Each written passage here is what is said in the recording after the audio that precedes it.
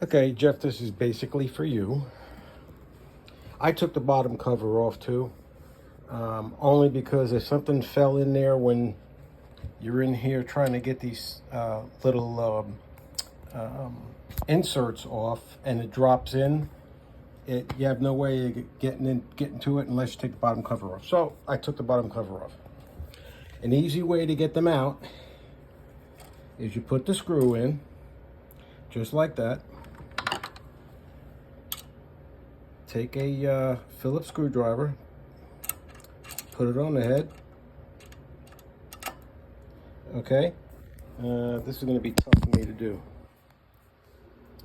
Anyway, I don't know, can you see it?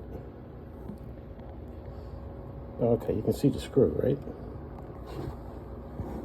Maybe not. Anyway, and I take a hammer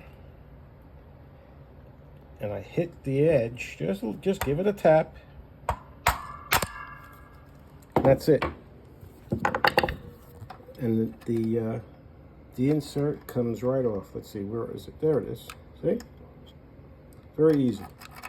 And the holes get drilled out to, I believe it's a 197 diameter to fit the those rubber mounts. That's it. Talk to you later.